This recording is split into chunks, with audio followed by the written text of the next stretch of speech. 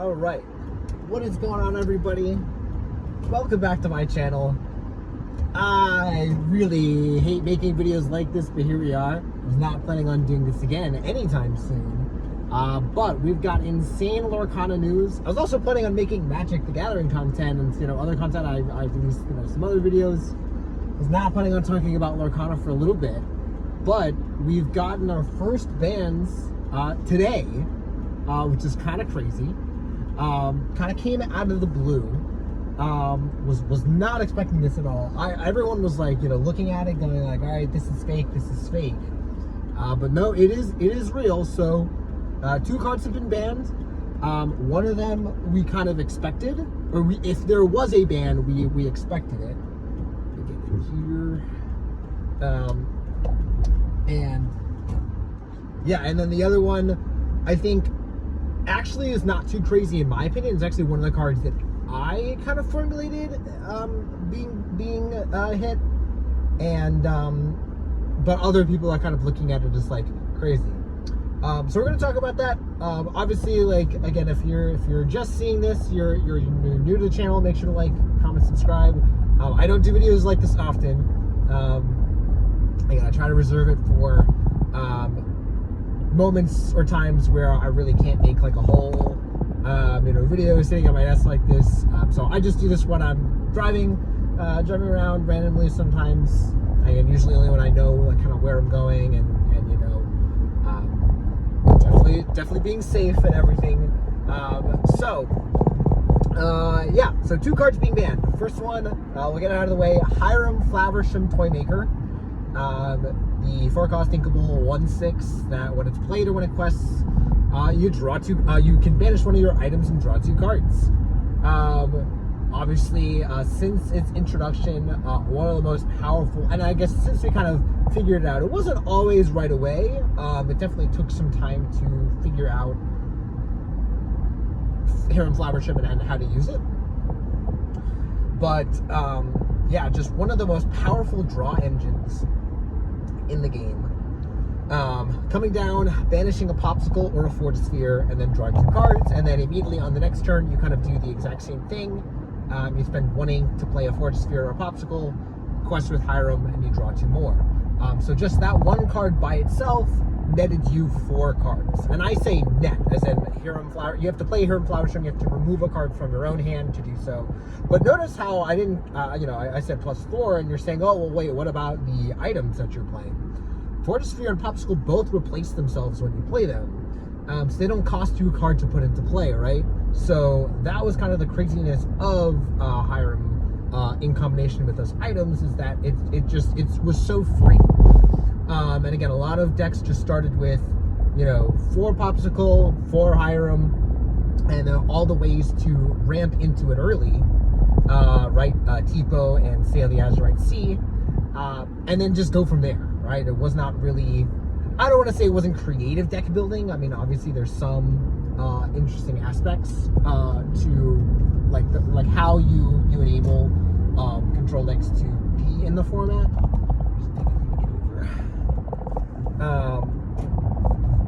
Right? But then there's like, again, there's this issue of when that happens and you just have these decks that are built to enter the late game, built to generate value, and just have this insurmountable amount of cards.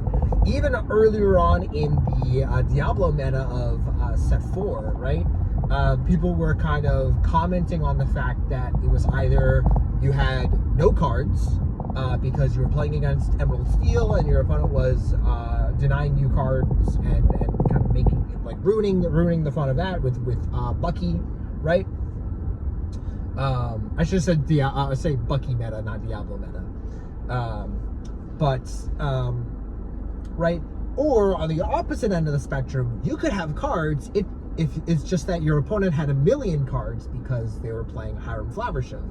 And both of those scenarios just lead to this kind of feeling of hopelessness.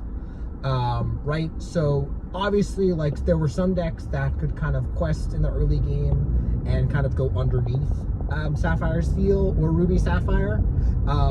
My comment for a while that I was kind of talking about with people was that this is kind of the introduction of set 7 kind of removed a lot of those possibilities because of the introduction of the bell.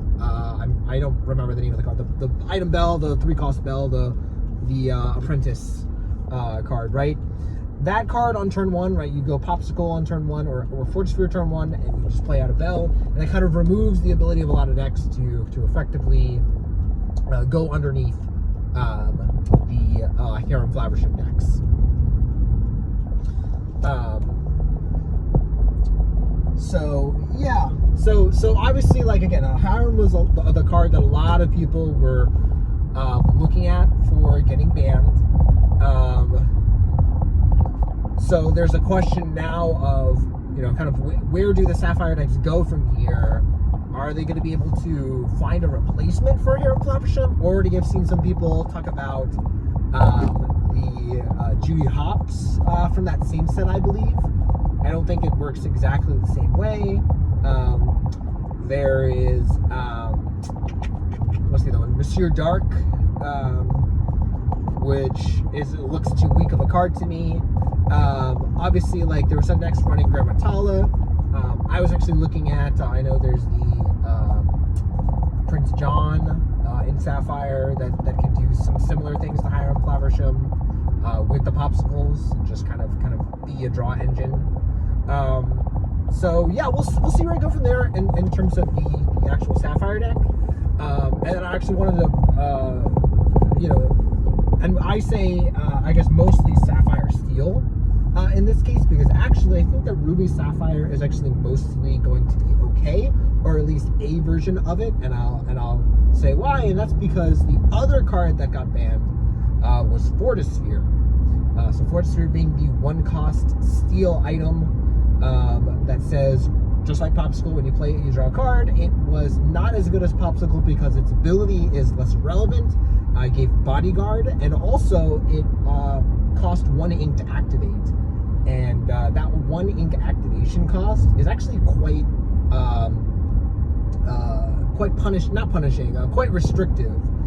Because with the new Tamatoa, Happy as a Clam, a lot of times if you have Popsicles, you're just banishing your Popsicles for no effect, right? You are just, the banish effect on Popsicle is free, or the cost, I should say, is free. So you just throw that card into your discard, and then boom, you pick it up with your Tamatoas.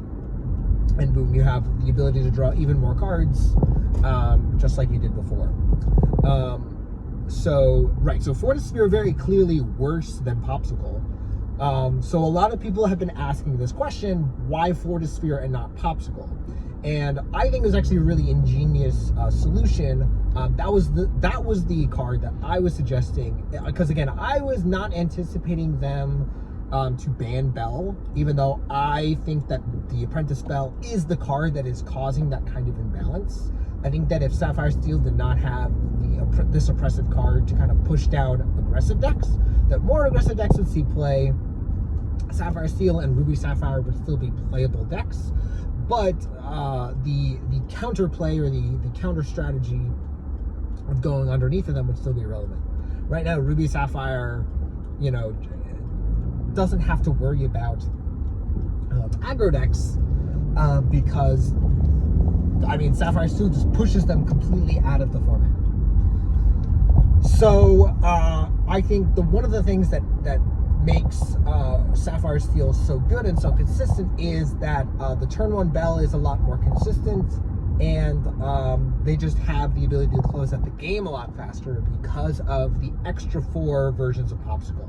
And again, when I say extra 4 versions of Popsicle, again, the Fortisphere is worse than Popsicle, but again, it doesn't really matter if you're just playing it to be a 1-cost item that draws you a card when you play it, right? So in that sense, they're the same. It's just that Sapphire Steel can run 8 and Ruby Sapphire can only run 4. And so that difference is quite prevalent if you've ever played both of these decks. If you are an avid player and you played both decks, you feel the difference in playing it out when you go, oh, I have all of a sudden just 4 additional items in my deck that are just close to, but again, as I said, not as powerful as Popsicle. So immediately reducing the power level of cards like Scrooge, Tamatoa, big Tamatoa. Tamatoa is so shiny, right? So now Sapphire Steel's ability to have a turn 1 bell is less consistent. Their ability to close out the game by spamming items with Tamatoa is less consistent. And then, right, just overall less ability to win, again, less ability to just have these gigantic threshold of items. That was something that I think other people have been commenting on, is the desire to have the game be more focused on characters, whereas a lot of times in this current situation, a lot of the game has been focused on these items, right? Cusco and Hideaway seeing an uptick in play just to deal with items and locations, right? But mostly items. So yeah, definitely going to be effective bans. Again, I think that makes sense to take out Fortisphere and leave Sapphire at least in some semblance of a state. So again, I think that they want Sapphire to be about items. I think they just wanted to kind of take away some of the power of the deck. Again, there's a spectrum of bans, right? With Bucky, they wanted to kill the card. They wanted this card to no longer be playable. With these bans, it's very evident that they are hoping that Sapphire, some version of a Sapphire deck, and definitely a Sapphire control deck or a Sapphire item deck, will be playable, but maybe will not be as oppressive. And I think that's a great thing. I am hoping that is the case. I obviously have, as a competitive player, own a lot of the cards already, right?